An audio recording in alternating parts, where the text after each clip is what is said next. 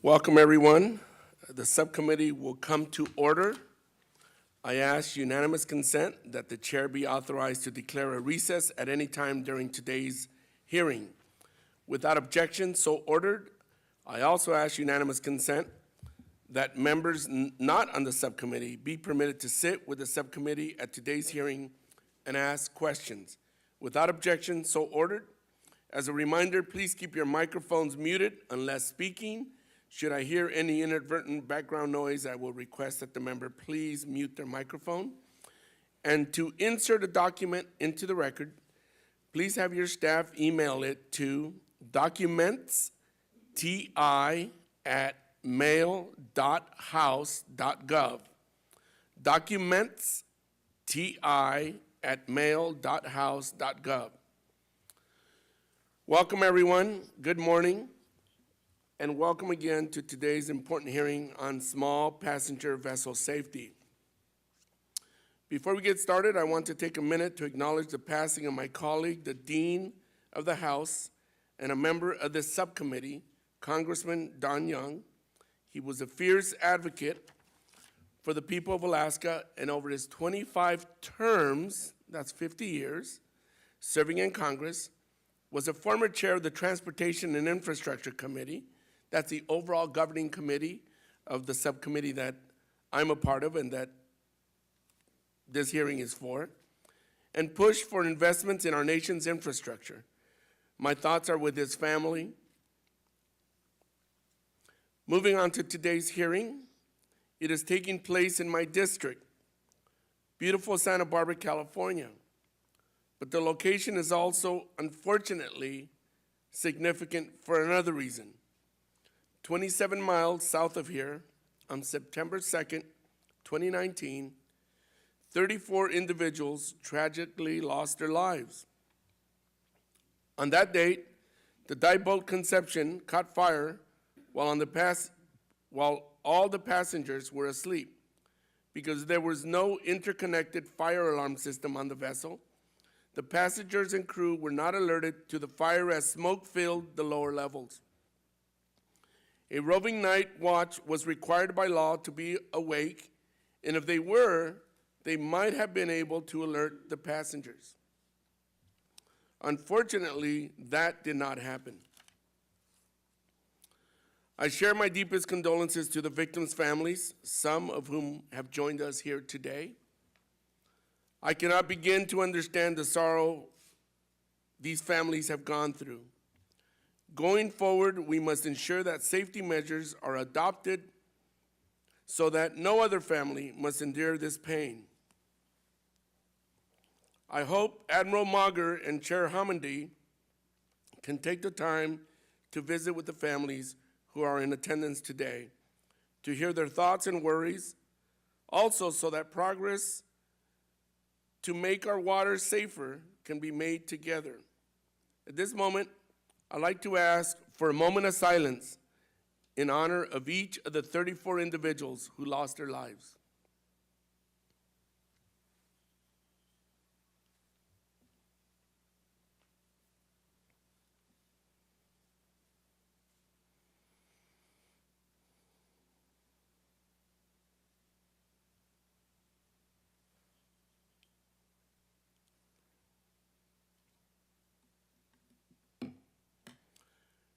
Today, I hope to hear how the Coast Guard has taken steps to address National Transportation Safety Board recommendations and implement regulations required in my bill, the Small Passenger Vessel Safety Act, which passed into law at the end of the 116th Congress as part of the Elijah E. Cummings Coast Guard Authorization Act of 2020. We need to know that the Coast Guard inspected vessels will be as safe as possible for passengers as well as crew members. At the time of the tragedy, the Conception was exempt from certain requirements that applied to newer vessels and was in compliance with those that did apply. Updated laws and regulations must be immediately implemented when deficiencies are identified. It is the responsibility of Congress to prioritize the lives and public safety of crews and passengers. This hearing is needed to evaluate the oversight of small passenger vessels and identify what is working and what needs improvement. The United States has a history of taking reactionary approach to safety, creating maritime safety laws after tragedies rather than preemptively strengthening safety requirements for a more robust industry, one that is effectively regulated and inspected. I share the NTSB's concerns that recent accidents on small passenger vessels demonstrate that poor preventative maintenance, lax fire prevention, and inadequate crew training all continue to be contributing factors leading to disaster. The board also highlights the importance of safety management systems on all types of vessels to prepare crews for emergency scenarios. These important recommendations were policies that I included in my Small Passenger Vessel Safety Act. And recently, the Coast Guard released new interim rules for overnight passenger vessels. These are important steps towards full implementation of improved safety standards. But I share concerns in the Coast Guard's response. It took nearly a year for the interim rules to be released after passage of the act, even though the National Transportation Safety Board provided these recommendations years before the Conception's tragedy. It took congressional action to force the Coast Guard's hand. This is of great concern to me. I expect the final rule to come out promptly and to address every requirement in my legislation, including requirements to document and monitor the training certifications of all crew members. Going forward, there's more work to be done, not just by the Coast Guard and NTSB, but by Congress as well. Included in the upcoming House Coast Guard Reauthorization Act is my other legislation, the Small Passenger Vessel Liability Fairness Act, which will update antiquated liability laws so that the victims and their families receive just compensation in the wake of such tragedies. No amount of compensation can bring back a loved one or make the pain go away, but it is necessary to hold the responsible parties accountable. We've also included a requirement that the Coast Guard respond to all NTSB recommendations, which I hope will help improve the working relationship and make the Coast Guard act quicker. Oversight of safety measures is vital to protecting lives and property. It is incumbent on the industry, in conjunction with the Coast Guard, to provide a safe, reliable experience for passengers. It is also the job of this committee to conduct proper oversight so that everyone who steps onto a vessel reaches the end of their voyage safely. I now call on the ranking member of the subcommittee, Mr. Gibbs, for an opening statement. Thank you, Chairman Carvajal, and thank you for holding this important hearing today. Like you, I wish to express my condolences to Chairman Don Young's family for his passing Friday. Don was a very good friend. He was an icon on this committee. He was chairman of this committee years ago, and also chairman of the Natural Resources Committee and dean of the House, along with a serving member. And so we're really going to miss Don Young and all his humor and also his knowledge, historical knowledge. It's going to be greatly missed. So I put my sympathies to his family and his wife. I know that the small passenger vessel safety is particularly important to you, given the tragic dive boat fire that occurred in your district in 2019. You responded quickly after the fire, and as a result of your efforts, Congress enacted Section 8441 of the Cummings Coast Guard Authorization of 2020, regulations for covered small passenger vessels. I look forward to hearing today about the Coast Guard's plans to implement Section 8441. Today's hearing will also look at the regulation of vessels popularly known as duck boats. These vessels have been involved in several significant marine casualties, including the 2018 accident in the Table Rock Lake, Missouri. I am pleased that H.R. 6865, the Coast Guard Authorization Act of 2022, includes a provision to strengthen the regulation of these vessels. Chairman DeFazio sponsored HR 6865. Chairman Carvajal and I, and the full committee, Ranking Member Sam Graves, are original co-sponsors. The provision relating to the duck boats is based on legislation introduced by Congressman Carson and Senator Hawley. Both are from Missouri. I commend them for their important work on this issue. As for small passenger vessels without overnight accommodations, I look forward to hearing what actions the Coast Guard is planning to improve duck boat safety. Mr. Chairman, I'm sorry that my schedule didn't allow me to join you today in your district, but I am glad that you are holding this hearing. I look forward to the witness testimony and you go back to balance my time. Thank you, Mr. Gibbs, and thank you for joining us virtually nonetheless. You are missing out on visiting Paradise, but we'll discuss that later. With that, let's move on to our witnesses. I would like to welcome all our witnesses. Today we have Rear Admiral John Mauger, Assistant Commandant for Prevention Policy for the United States Coast Guard, and the Honorable Jennifer Homendy, Chair of the National Transportation Safety Board. Thank you both for being here today, and I look forward to your testimony. Without objection, our witnesses' full statements will be included in the record. Since your written testimony has been made part of the record, the subcommittee requests that you limit your oral testimony to 5 minutes. With that, Admiral Mauger, you may proceed. Good morning, Chairman Carvajal, Ranking Member Gibbs, and distinguished members of the subcommittee. Thank you for the opportunity to discuss passenger vessel safety and the Coast Guard's role in advancing a safe and secure U.S. maritime industry. On behalf of the Coast Guard, I express our deepest sympathies to the families and loved ones of those who perished in the tragedies on board the dive boat Conception and the amphibious passenger vessel Stretch Duck 7. I see many family members of those who have lost loved ones on board Conception here today and recognize the work that Advocacy 34 has done to honor their lives and prevent future tragedies. Passenger vessel safety is personal. The fleet of U.S. small passenger vessels carry our families and friends to work and school and provide once-in-a-lifetime adventures. The victims of these two casualties and their families are at the forefront of our minds here in the Coast Guard as we work to strengthen safety standards, enhance oversight, and ensure compliance so that loved ones are transported safely on small passenger vessels.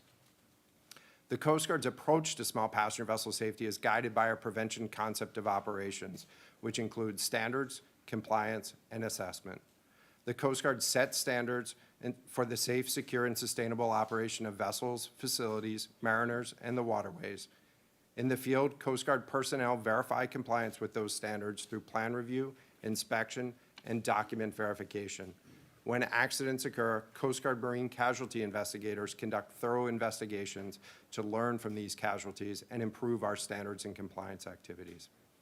In addition to conducting our own assessments, the Coast Guard looks to other leading safety organizations, including the National Transportation Safety Board, for insights and continuous improvement.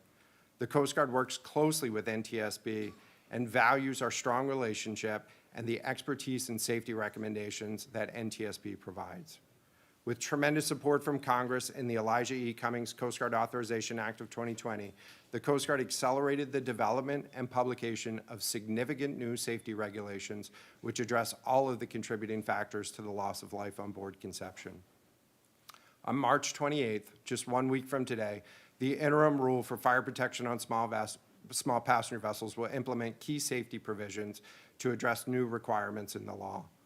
This rule substantially increases the safety of small passenger vessels by requiring increased fire detection, increased fire suppression, improved means of escape, safer handling of flammable items, additional crew training, and monitoring of night watches on board vessels. These changes, together with pending safety management system requirements, address all of the NTSB recommendations stemming from the fire on board Conception. These new requirements also reinforce that vessel safety is a shared responsibility between the owner-operator, the captain and crew, and the Coast Guard. The owner-operator sets the overall safety culture for the company and provides the captain and crew with resources to maintain, train, and equip the safe operation of their vessel. The captain and crew require training and credentials to perform their duties and are ultimately responsible for the safe operation of their vessels. The Coast Guard sets the standard, enforces compliance with those standards, and drives continuous improvement through assessments. In the immediate aftermath of the Conception fire, the Coast Guard implemented a new tiered approach to allocate our most experienced inspectors to the highest priority small passenger vessel safety inspections. The Coast Guard gathered data from previous inspections, investigations, and subject matter expertise, and employed machine learning to gain new insights and prioritize the risks. Under this policy, every small passenger vessel is inspected annually, and the highest priority vessels are inspected more frequently by our most experienced inspectors. This change to our compliance policy has successfully identified and corrected deficiencies, thereby preventing serious consequences. Mr. Chairman, with the strong support of Congress in fiscal years 20 through 22, the Coast Guard is increasing the readiness of our marine inspection workforce. 126 new marine safety billets were added to the Coast Guard over the past 3 years. 87 of those are in the field.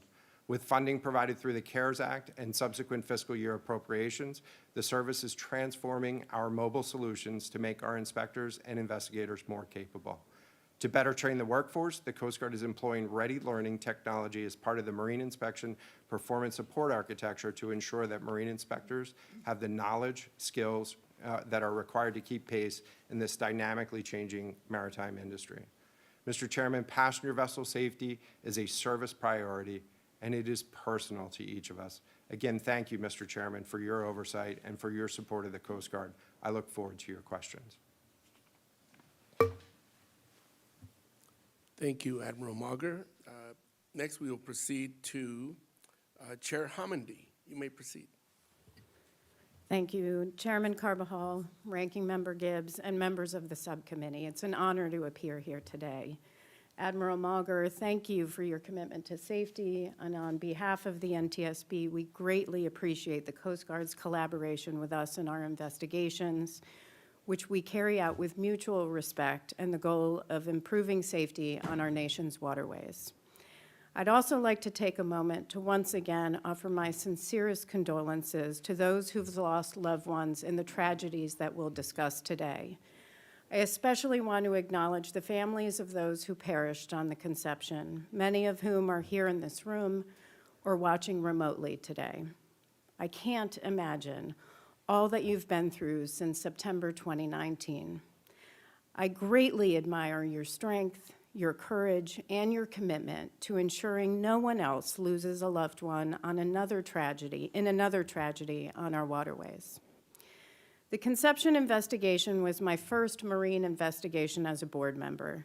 The experience deepened my commitment to improve marine safety. And in my first meeting with the victims' families, I gave them the only promise we at the NTSB have to give, that we would investigate and issue safety recommendations aimed at preventing similar suffering for other families.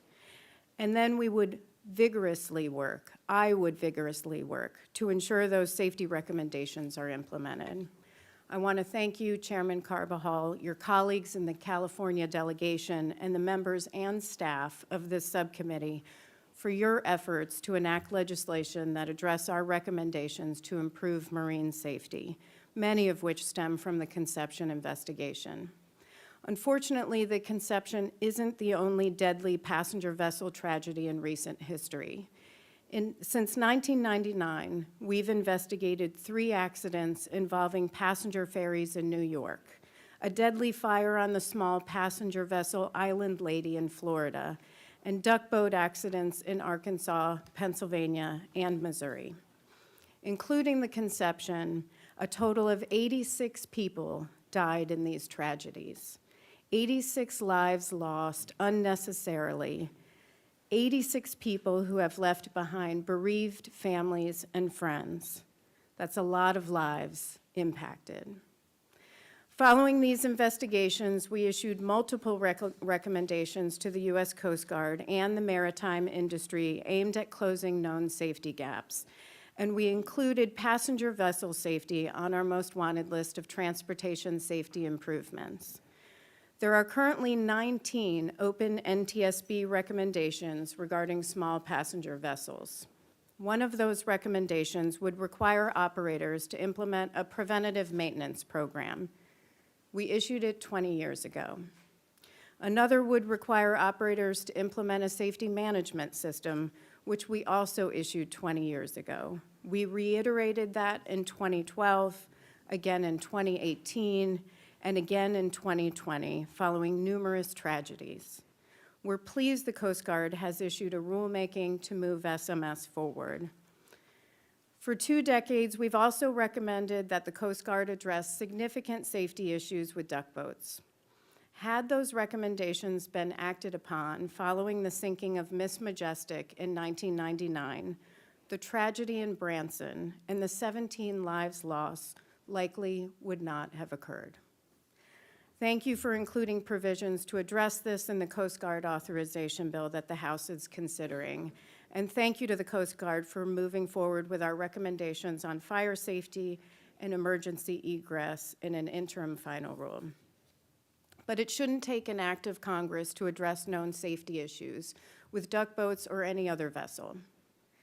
A few weeks ago, I spoke before the Passenger Vessel Association. I was asked what keeps me up at night.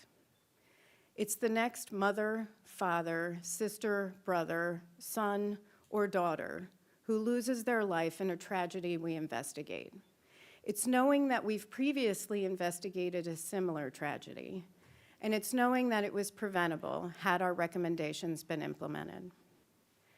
I want to close by thanking those who dedicate their lives and livelihoods to improving marine safety and who inspire me every day to do all I can to support them and their efforts, our Office of Marine Safety. With me today is the Director of the Office, Morgan Terrell, and Adam Tucker, who is the investigator in charge of the Conception investigation. Thank you, Chairman Carbajal, thank you, Ranking Member Gibbs, and thank you to the subcommittee members for your continued support of the NTSB and your continued work to improve marine safety as well as safety in other modes of transportation. Thank you, Ms. Hamady. We will now move on to member questions. Each member will be recognized for 5 minutes, and I will start by recognizing myself. Admiral Mauger, given that the investigations often result in similar recommendations, why has the NTSB board been more expedient than the Coast Guard in investigating the Conception incident? I understand the Coast Guard's own investigation still hasn't come to a conclusion. I understand there's a number of reasons for that, but if you could comment on that, that would be great. Mr. Chairman, the Coast Guard and NTSB work very closely together when there's a major marine casualty to make sure that we bring the expertise of both organizations to bear on determining the facts and the primary cause for that casualty.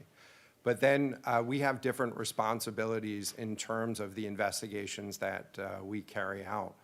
One of the responsibilities that the Coast Guard has to determine through our investigations is whether or not there's any evidence of potential criminal activity as well. And when there is evidence of potential criminal activity, then we work very closely with the Department of Justice and the federal law enforcement agencies to refer our investigation to those organizations for further consideration and prosecution. In the case of Conception and Stretch Duck 7, our casualty investigation information was referred to the Department of Justice and is awaiting their results on the criminal prosecution of both of those cases.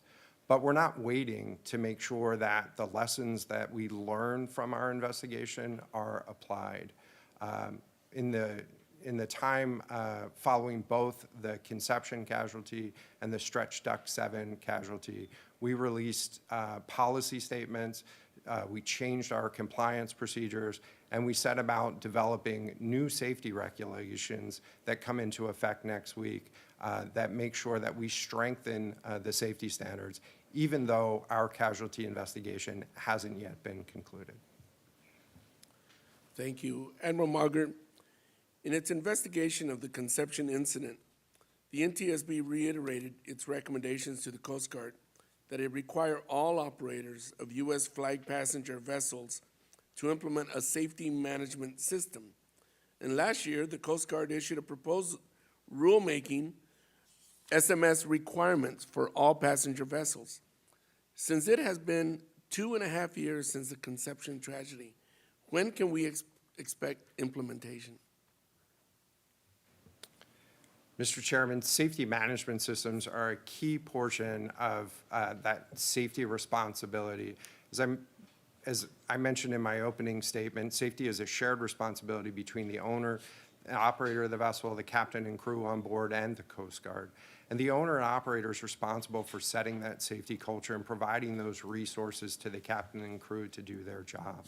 And that's what safety management systems are intended to provide. Last January, we released an advance notice of proposed rulemaking describing our intent to issue safety management system regulations for passenger vessels.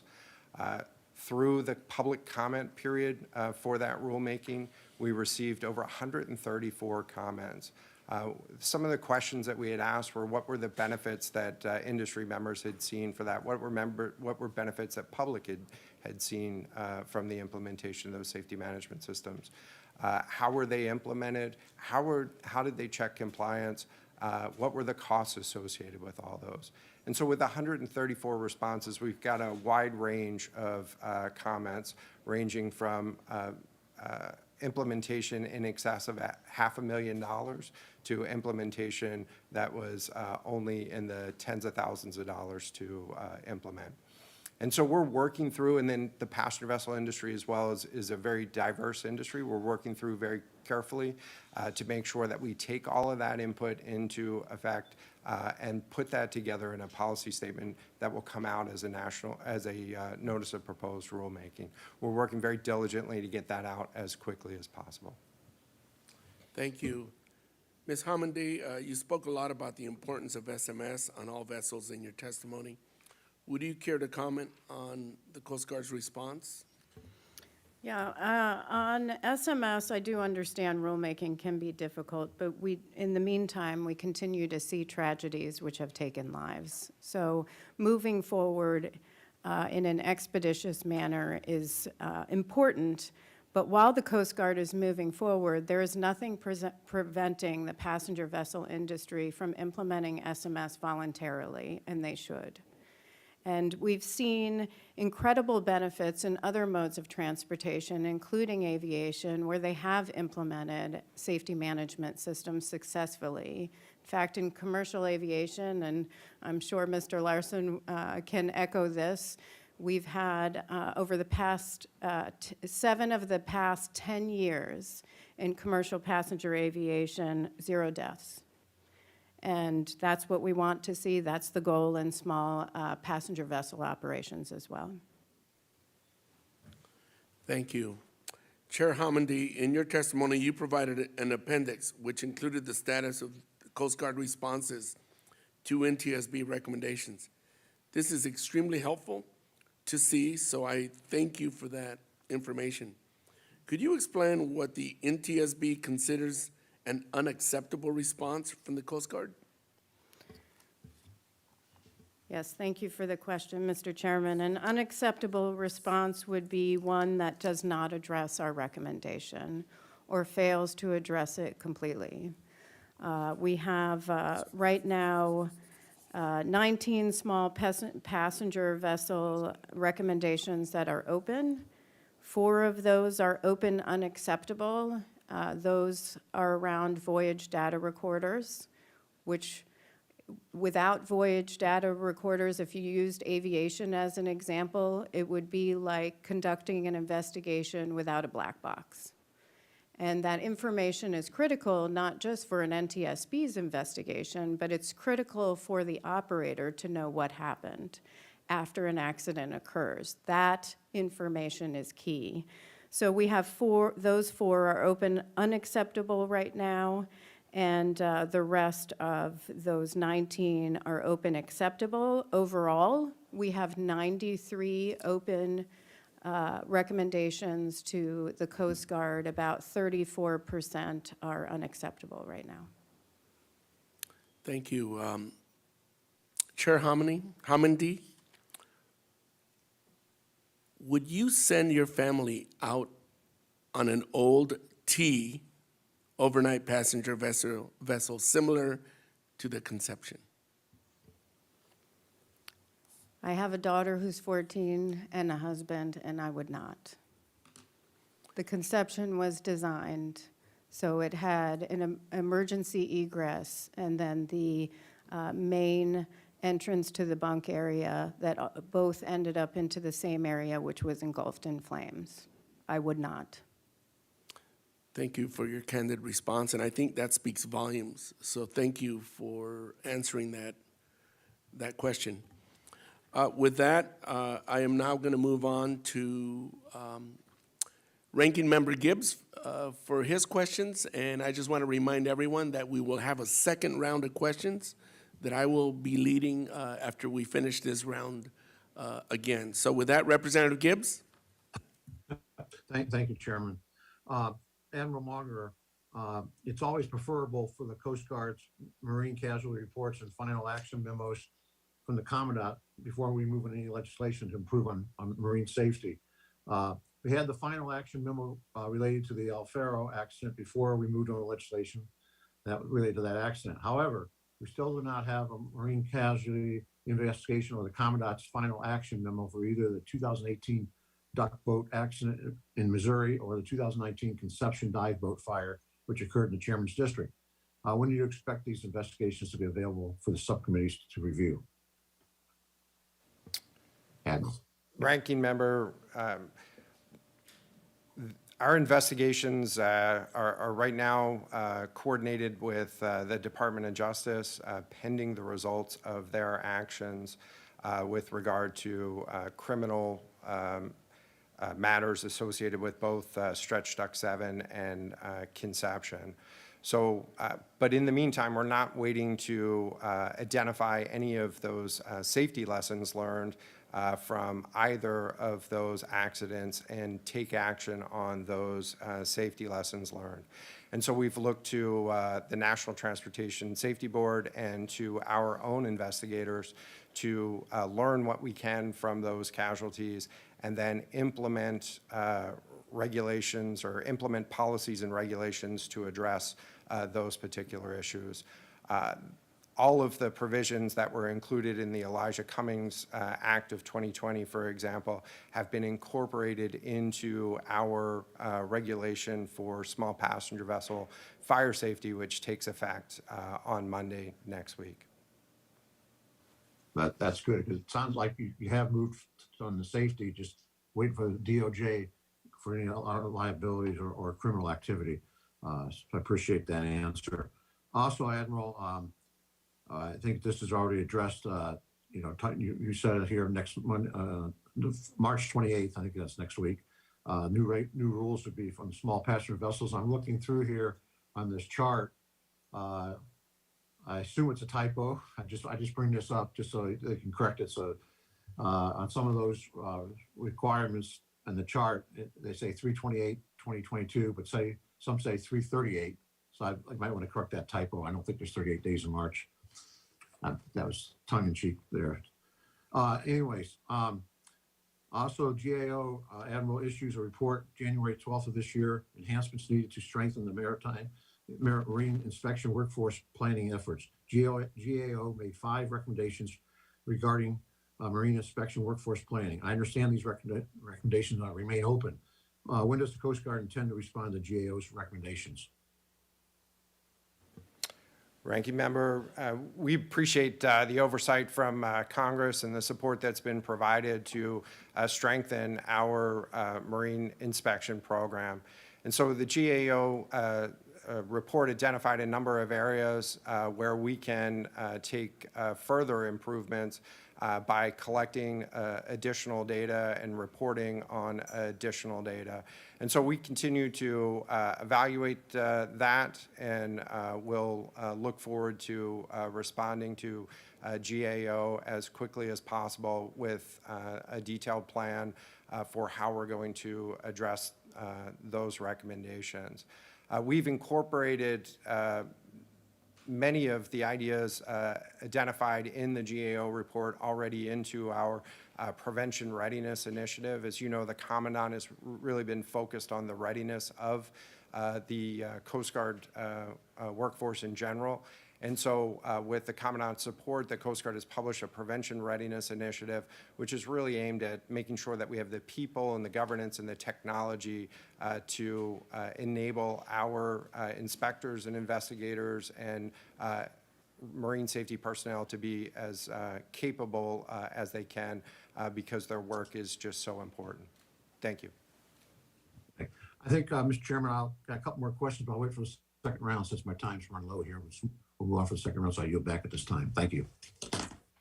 Thank you, Representative Gibbs. We will now move on to Representative Larson. Thank you, Mr. Chair. First off, I do want to express my condolences as well to the families of the victims of conception, as well as of the duck boat incident in Missouri. We had our own incident, a duck boat incident here in Washington State in Seattle.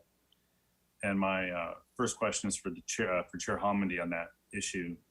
Your testimony references the investigation of that duck boat crash in Seattle of 2015.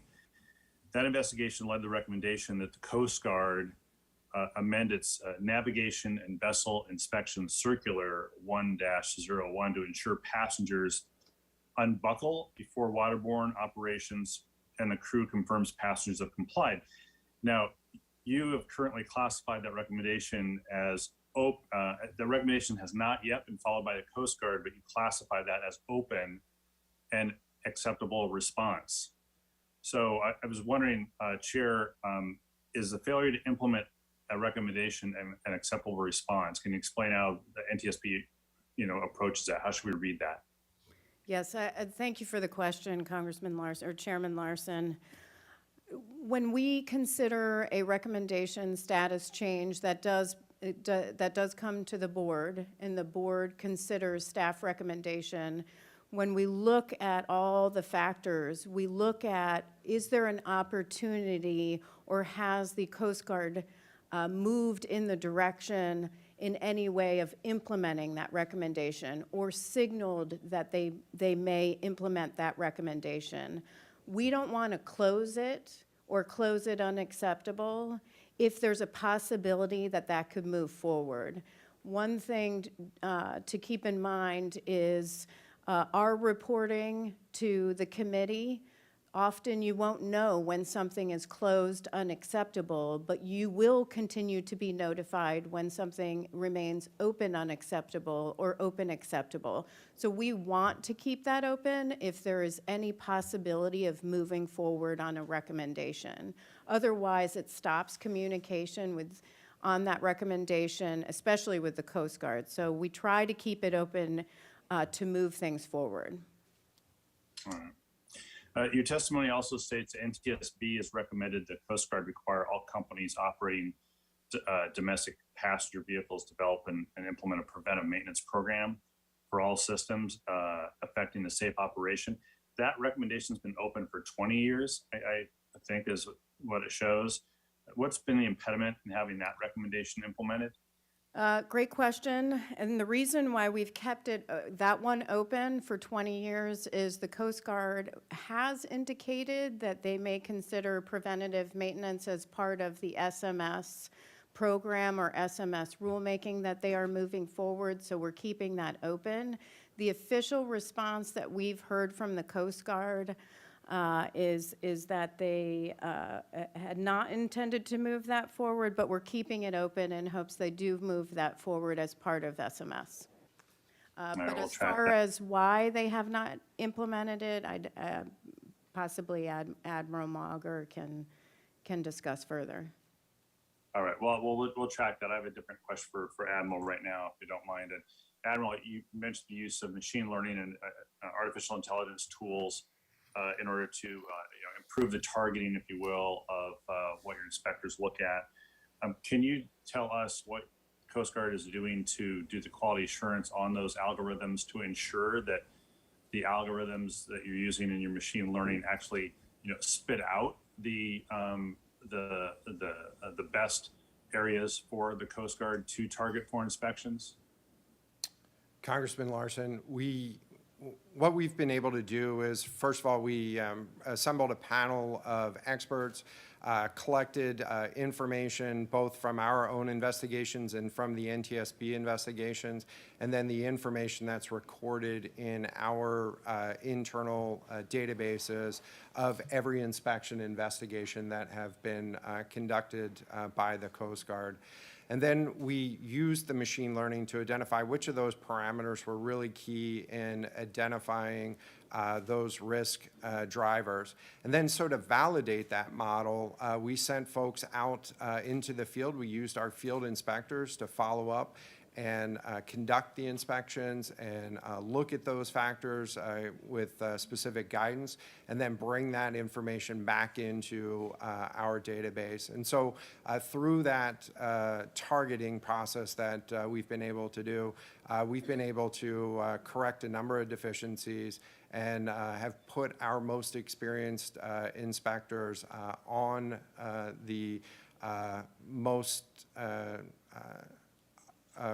the highest risk or highest priority vessels, and have put them on there more frequently than we otherwise would have. And so it seems from the information that we've collected that it's working. Thank you. I've run out of time, but Mr. Chair, I just don't want us to rely on the algorithms to produce the responses. We need to be sure we keep people in the loop on these as well, and that was the purpose of my question, Mr. Chair. Thank you. I yield back, but I have no time to yield back. So, Mr. Chairman, please. Thank you. Thank you, Mr. Larson. Next, we'll go to Representative Weber. Mr. Chairman, go ahead and pass me by right now. Thank you. We will now then move on to Representative Lowenthal. Thank you, Mr. Chair, and thank you for holding this hearing. I too wish to send my condolences to the families of those that died in the tragic accident in Santa Barbara. And I also want to send my condolences to the family of the Dean of the House of Representatives, Don Young. My first question is to Admiral Mauger. In 2014, Admiral, the NTSB recommended that the Coast Guard require installation of voyage data recorders, or VDRs, that meet the international IMO standard for voyage data recorders on new and existing ferry vessels. Chair Hamende just talked about and reiterated that recommendation. Voyage data recorders aid in investigating and analyzing the causes of accidents and identify remedial actions to help prevent future occurrences.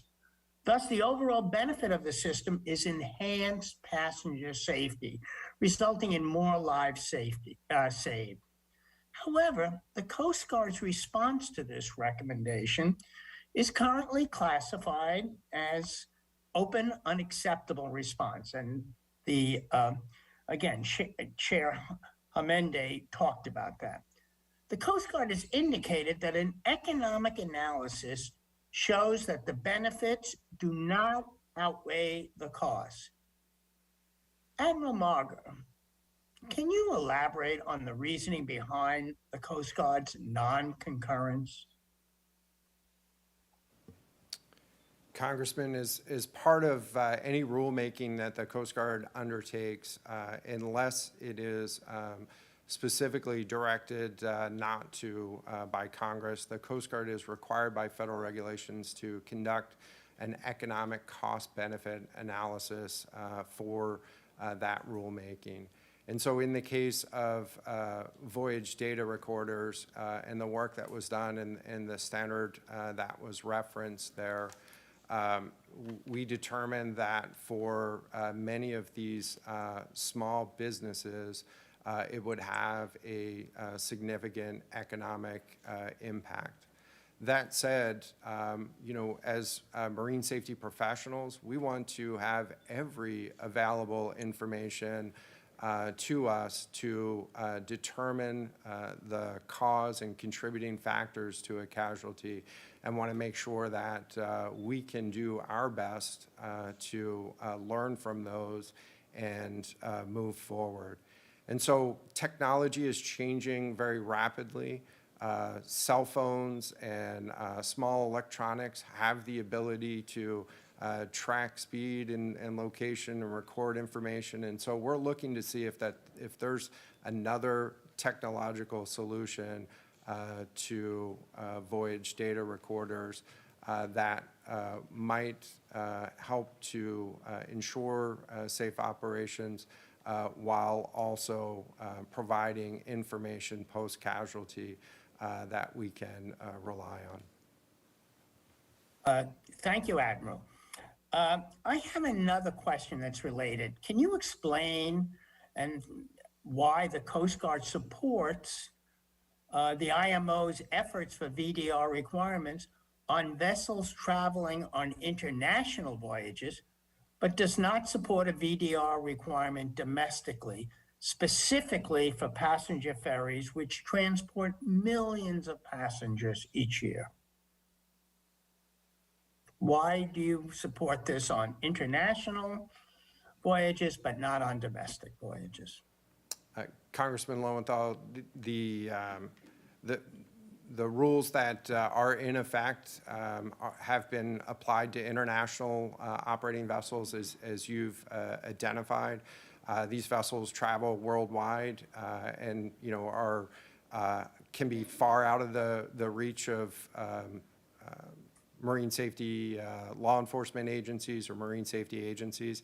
And so being able to see what happens no matter where they're operating is very important. There are also, you know, lots of lives and cargo at stake in those operations as well. And so having the VDR for those international traveling vessels is something that has been a key part of the international regulations. We will continue to look to see what can be done here domestically, albeit with a different standard to make sure that we have the benefits of that information. Thank you, Admiral. I'll follow up on these questions in the second round, and I yield back. Thank you, Representative Lowenthal. Next, we will go to Representative Napolitano. Thank you, Chairman Carvajal. My condolences to my friend's family, especially his wife, Ann, for the passing of Don Young. And to the families, keep up your voices. We represent you. We need your input, definitely. Thank you, Mr. Chairman, for holding this critical hearing, and grateful for your incredible leadership on the subcommittee and the great work you've done in the Coast Guard. We must ensure the boaters, families, and customers are protected in secure vessels that are operating safely. Chairwoman Hamady, it's great to see you again. I recall you being in my district 15 years ago to discuss rail safety, and since we have implemented positive train control, which has created a safety for railroad, since that time, no more hairline cracks on the rail, and that has proven to avoid accidents such as the one we had several years back. Excuse me. We are here again in California due to tragic accidents in the maritime industry, but my concern is, do you have enough inspectors to do the job? Is the budget there for you to do that job? And is there anything we can do, maybe provide more policy to speed up the response from the Coast Guard on the length of time it takes to respond to some of the recommendations the NTSB has? Thank you for your questions. And it has been an absolute pleasure working with you, Chairman Napolitano, over the years on rail safety, grade crossing safety, and a number of safety issues. With respect to the NTSB, we submitted a proposal for reauthorization. Our authorization expires at the end of this year, so we are up for reauthorization. The size of our agency, frankly, has not grown since 1998. Yet requirements have grown. Right now, in our agency, 30% of our workforce is retirement eligible, 30%. In the next 5 years, that grows to 50%. That shows the commitment of our agency workforce to stay and work on safety issues, even if they take 50 years, like PTC did. But they need additional resources. Our Office of Marine Safety has 11 investigators. Our Rail, Pipelines, and Hazardous Materials Office, also 11 investigators. Our Highway Safety Office is in the 20s for investigators. So we need resources. We have a number of challenges. Transportation is growing, new technologies are emerging, that creates complexities, and so we would need additional resources from Congress to help make that happen. We did submit a proposal to increase our authorization levels about 10 to 15 million annually over the next 5 years, which would grow from about 129 million to about 170 million or 175 million at the end of FY 2027. So we would greatly appreciate your support on that. With respect to recommendations, when the Coast Guard was removed from DOT, there was no longer a requirement for the Coast Guard to respond to the NTSB within 90 days of issuance of a recommendation. Currently, we have one recommendation where we received an initial response but haven't heard anything from them for 5 years. And so creating more timely responses would be helpful. And I know that is actually in the Coast Guard reauthorization bill that is currently before the subcommittee and the committee, and we would greatly appreciate that.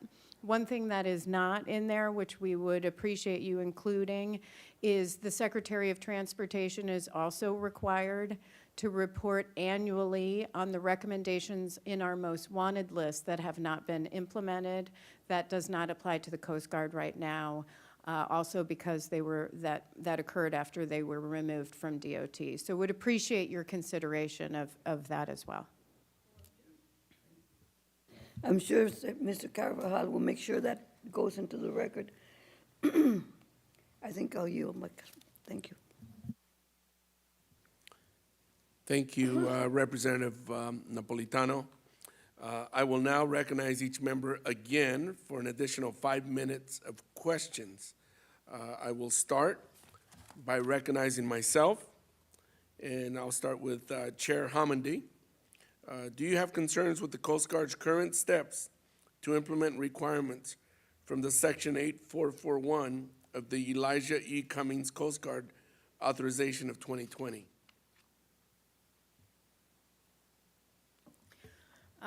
Thank you for the question, sir. I had to track which one was the section number. I apologize for that. No, I appreciate the Coast Guard's efforts to move that forward. I appreciate your action to include that in the legislation, and I do appreciate their moving that forward on a timely basis. So thank you. Proceeding from the perspective of NTSB, does the Coast Guard have the resources it needs to enforce the compliance of small passenger vessel safety regulations? I know you touched on it from a global perspective, from all the scope of responsibility you have from aviation, rail, marine safety, but specifically for marine safety, since today we are focusing on that. If you could elaborate, I'd appreciate it. For the Coast Guard resources? Yes. Yeah, I mean, the Coast Guard has been an incredible partner with NTSB, and frankly, they need more resources as well. They have incredible personnel who are dedicated to safety. and their leadership has really worked well with the NTSB, including Admiral Bushman, Admiral Mauger, and then Captain Neubauer, who works with us on our safety recommendations and on our investigations. So we appreciate the safety partnership. Admiral Mauger, that was an opportunity for somebody to advocate for more resources for your department, so you wouldn't have to do it. You can advocate for my resources, though, next, if you'd like. Moving on, Chair Homendy, to what extent does the Coast Guard work with the NTSB to respond to the issues identified during accident investigations? Does the collaboration also include the development and training curriculum that covers accident investigations and the consequences of poor inspections or inspection practices? Yes, sir. When we conduct any investigation, we look at investigations from a very broad perspective, and that, of course, includes training and inspection as well. Thank you. Admiral Mauger, according to the 2022 GAO report on the Coast Guard's Marine Inspection Program, the Coast Guard's own analysis indicated that it had about 24% fewer marine inspectors with the advanced qualifications than it needed to conduct its work. How does the Coast Guard plan to complete its inspections, given the policy that these inspections be concluded by marine inspectors with advanced qualifications? Mr. Chairman, we work very closely to make sure that we have prioritized and allocated our resources to the most pressing needs. And so right after conception, we released a inspection policy, a revised inspection policy that put our most experienced inspectors on those vessels that were presented the greatest risk. And we did so making sure that they were on there more than just once a year.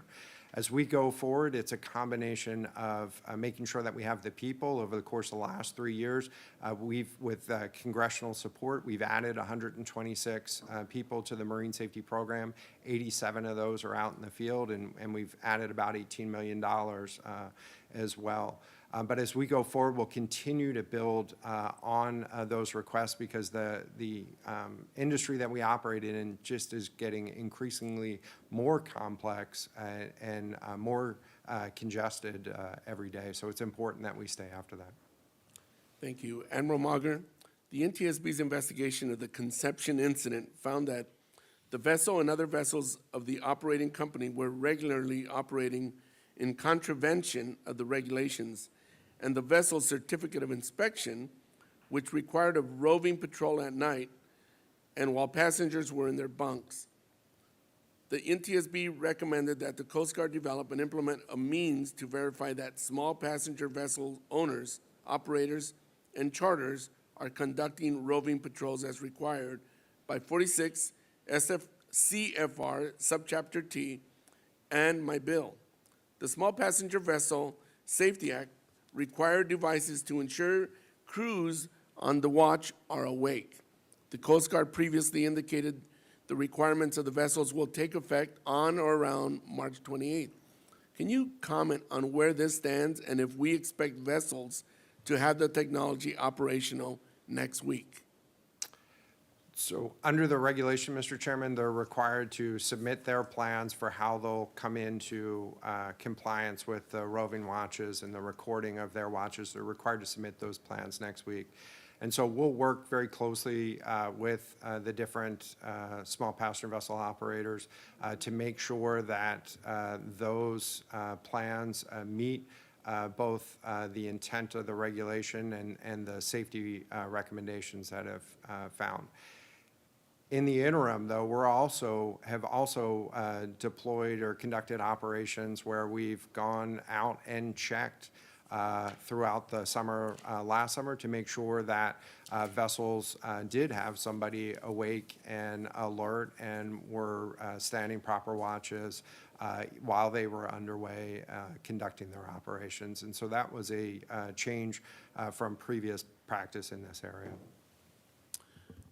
Thank you, Admiral. We will now move on to Representative Gibbs. Thank you, Chairman. Admiral, there's concern out there about the failing IT infrastructure the Coast Guard has, and it's really placed particular restraints on the marine inspectors because they've been unable to implement those IT solutions. I guess a lot of the inspectors' work is done largely away from the office and could be benefit from more robust mobile computing capabilities. What efforts are being undertaken as part of the Coast Guard's IT revolution to improve mobile IT resources for the marine inspectors? Ranking Member, with support from this subcommittee and from Congress through appropriations under the CARES Act and through our fiscal year appropriations, the Congress has appropriated funds to allow us to really transform our information technology backbone. And that's really important to our marine safety program because, as we talked about earlier in this hearing, we use the information that's collected during those inspections, investigations to conduct targeting and risk assessments and drive our policies and procedures forward to ensure the safety. And so with the money appropriated under the CARES Act, we've made investments in strengthening the overall IT architecture and then have rolled out new mobile technology as well, including the Mobile Inspect app, which allows our inspectors to enter the results of their inspection while they're out in the field. We look forward to continuing to build out that capability as well going forward. Well, that's good to hear, Admiral. And I guess in future hearings, you can update us on the progress of that, how it's rolling out and how it's making improved efficiencies and all that. So I appreciate that. Also, Admiral, the committee has been requested from the industry to double the time between inspection of the LNG tankers due to problems with scheduling of those sudden inspections.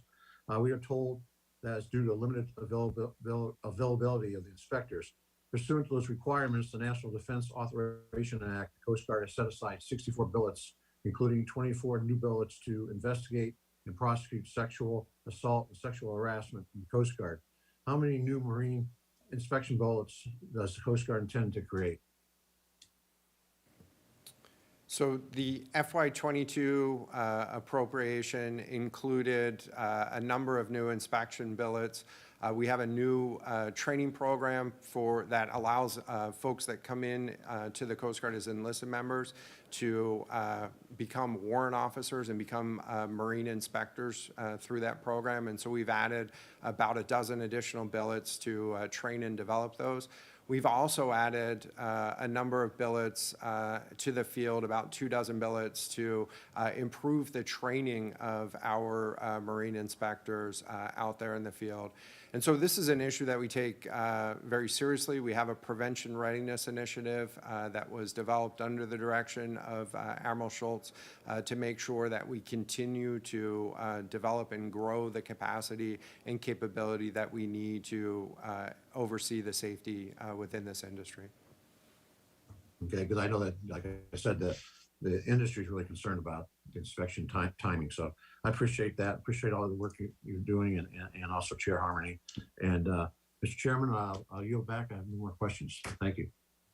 Thank you, Ranking Member Gibbs. Next, we'll move on to the Chairman of the Aviation Subcommittee, Mr. Rick Larson. Yeah, thank you, Chair. Appreciate the opportunity to participate even remotely from just north of you in Washington State. I'm glad to be on today. I'm glad you invited me to let me know about it. I wanted to follow up with the Admiral with regards to the question I have for the Chair Harmony. I'm just reading from my notes here about the about the recommendation, the one recommendation that's been open for 20 years. The NTSB testimony recommended Coast Guard require all companies operating domestic passenger vehicles develop and implement a preventive maintenance program for all systems affecting the safe operation of those vessels. That's been up for 20 years. Can you walk through, you weren't doing this 20 years ago, but you're doing it now. Can you walk through a little bit how a recommendation could be open for 20 years instead of closed and being successfully implemented? Congressman Larson, safety on board is a responsibility of the owner-operator, the captain and crew, and the Coast Guard. And so the owner-operator really responsible for setting that safety culture, providing the resources and training that the captain and crew need to do their job, and following through with effective management and oversight of the vessel. So from that perspective, programs like preventative maintenance or safety management systems are really important part of that overall network and framework of safety on board the vessels. We're also required, though, as I mentioned previously, when we issue regulations, we're required by federal regulation or federal mandates to take into account cost benefit for implementation of those policies. And so this is something that we've been working at and continuing to look for opportunities to understand, particularly as technology and policies adapt, but as we learn more to implement this. And so we've wanted to, keep this open and continue to work at this and appreciate the NTSB's continued emphasis on this point. I think Representative Gibbs asked my questions about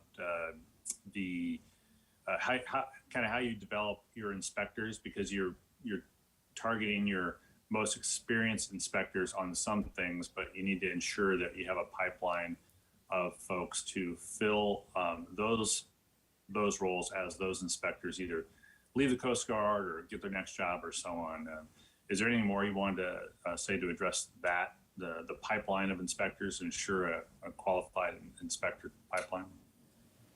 Congressman Larson, we want to make sure that we have a strong inspection workforce to be able to carry out this really important safety mission.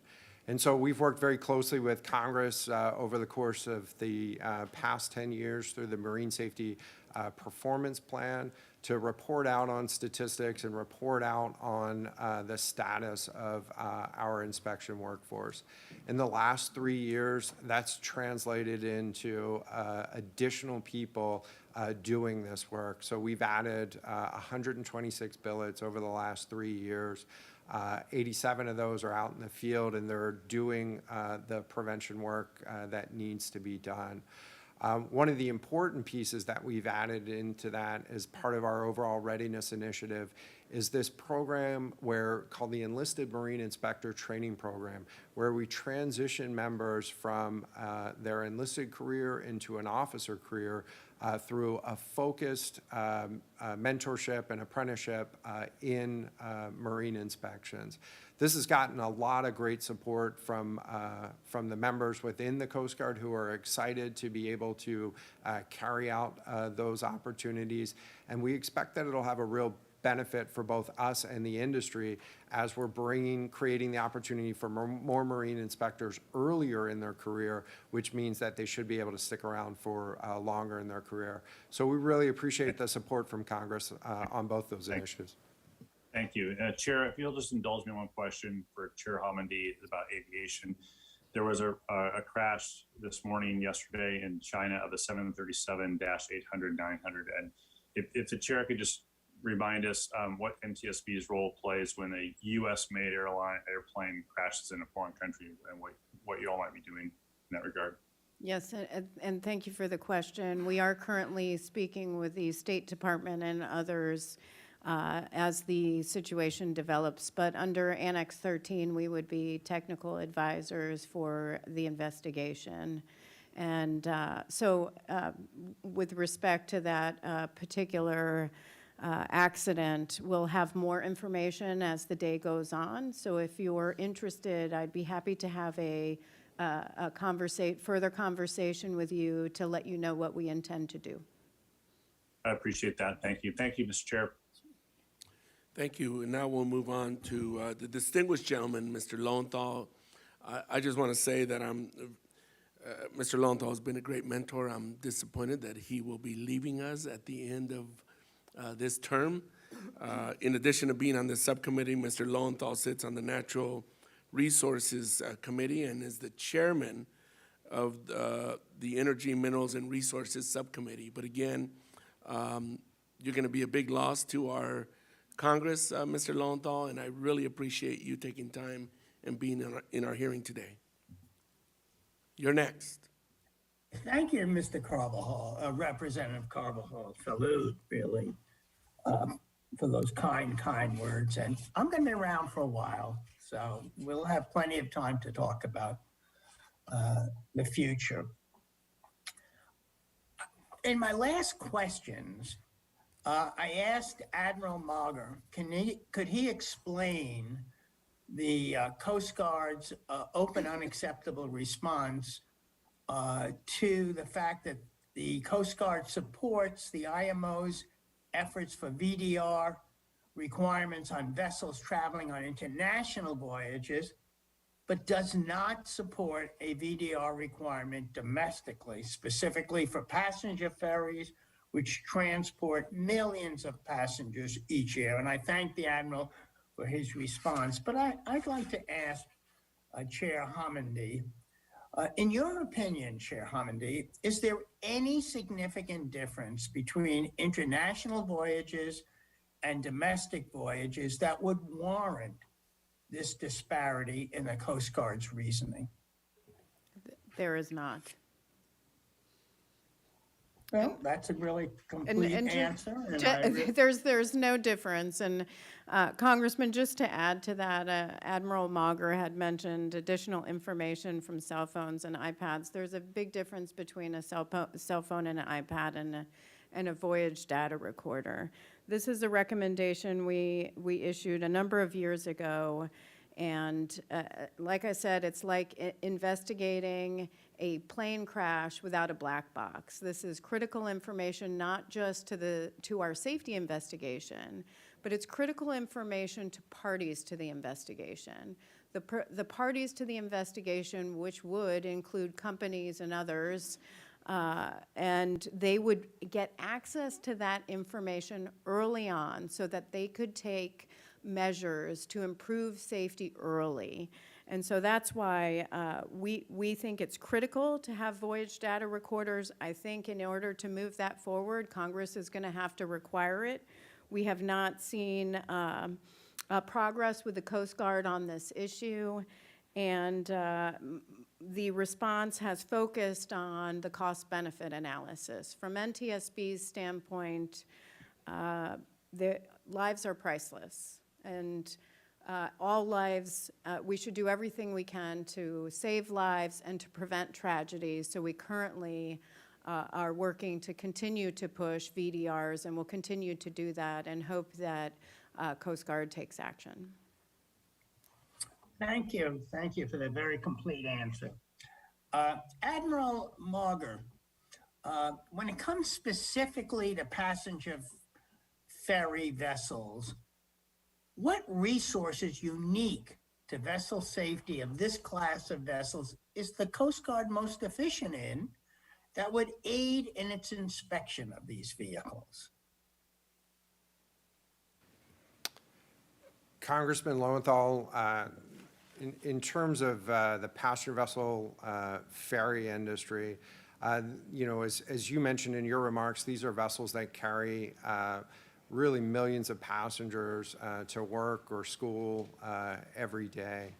And so the inspection that's required for those vessels still complies with our regulations, and but it really relies on that good field level working cooperation between the Coast Guard and the ferry operations where they occur in the nation. In terms of how we roll that up at the national level, it's really about getting more inspectors that are properly trained and outfitted with the right capability to do their job. Our prevention readiness initiative is increasing the number of inspectors that we have, is modernizing their training system so that they can be more effective at their job, and providing them with the technology that they need to be able to enter and conduct their exams on board those vessels. Thank you, Admiral. With that, I'm going to yield back to the distinguished Chair Carbajal. Thank you, Mr. Lowenthal. With that, we'll go to our To Representative Napolitano, who I failed to mention earlier, she is the chairwoman of the Transportation and Infrastructure, Water and Infrastructure Subcommittee. If you noticed, there's many people, many of my colleagues that joined us today are also happen to be in leading roles on other subcommittees, and I'm very grateful for all of them taking the time to be part of our committee, our subcommittee hearing today, not just those that serve on my subcommittee, but that go above and beyond and have a relationship to our subcommittee. Chairwoman Napolitano? Thank you, Chairman Carvajal. Rear Admiral, the Coast Guard is under-recognized as far as I'm concerned in Congress and many of the agencies. You're critical to a lot of our safety. What about the funding that you're receiving? I know sometimes we ask and we get some answers based on the administration side of it, but what do you really need to be able to do a job that you're required to do, especially in training the officers, in making sure that we have enough personnel? Like you're saying that is there a difference between those that operate vessels for work and school versus tourism? How do you differentiate? How are you able to prioritize any of these areas? Congresswoman, thank you for those kind comments about the Coast Guard. The Coast Guard's committed to the safety of life at sea, and we work very hard to make sure that we have the standards, the compliance activities, and learn from every accident to improve those standards and compliance activities.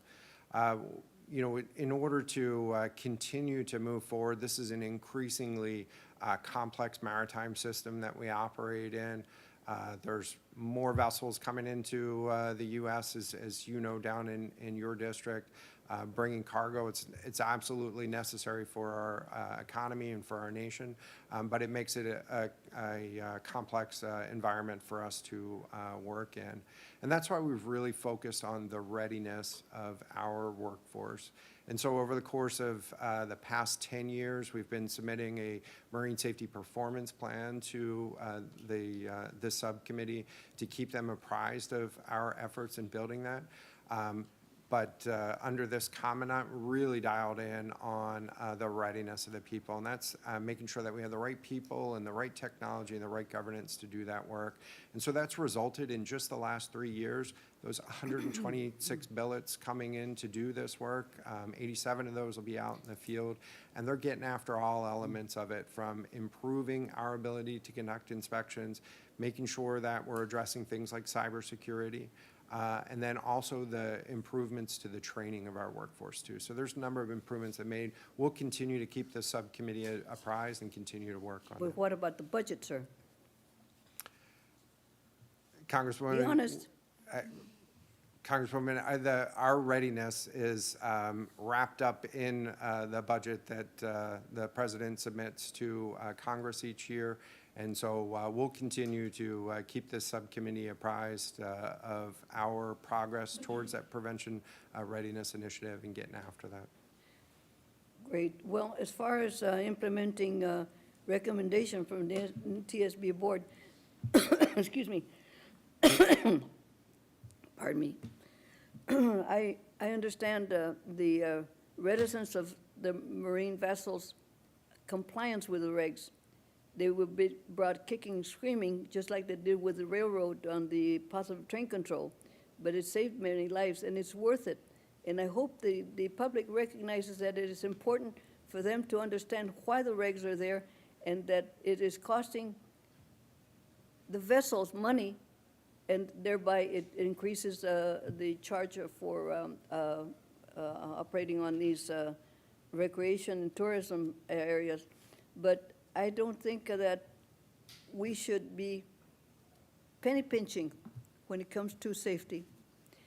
Chairwoman Hamidi, we're again in California due to tragic accidents, and this time, of course, it's a maritime, as explained.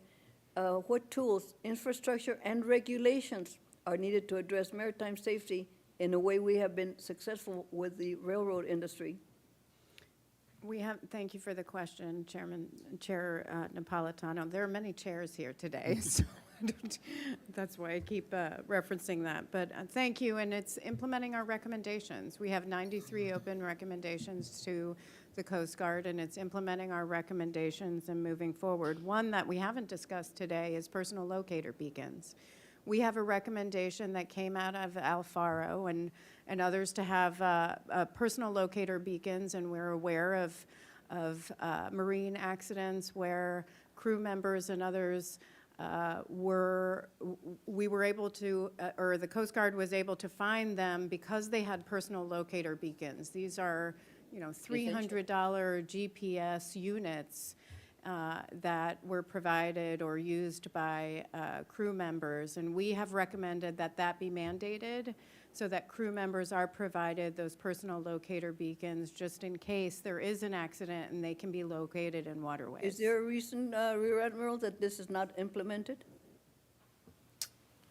Congresswoman, we're working very closely. This is another area where technology is emerging very quickly. You mentioned in your remarks about that comparison between cost and safety, and there shouldn't be a price on safety. Under those federal regulations that we're required to comply with, we do have to make that economic analysis unless Congress directs us not to. Under the leadership of this subcommittee, through the Elijah Cummings Act of 2020, Congress directed the implementation of these important fire safety regulations that are going to come into effect next Monday. And they did so in a way that allowed us to move as quickly as possible by bypassing the APA or provisions of the APA for the development and implementation of the interim final rule. And so that's one of the solutions that, in ways that Congress has been very helpful in helping us move forward on this important issue. Well, I hope it doesn't take forever to implement some of these life-saving techniques in the infrastructure, because it depends on who's on that boat, whose life you may save. Thank you, Mr. Chair. Thank you, Representative Napolitano. This concludes our hearing. I want to thank the City of Santa Barbara for making this hearing room available to us. I would like to thank the witnesses for your testimony and the answers to our questions. Again, I want to recognize the families that are here who have gone through so much. Thank you for being here. I ask unanimous consent that the record of today's hearing remain open until such time as our witnesses have provided answers to any questions that may be submitted to them in writing. I also ask unanimous consent that the record remain open for 15 days for additional comments and information submitted by members or witnesses to be included in the record of today's hearing. Without objection, so ordered, the subcommittee stands adjourned.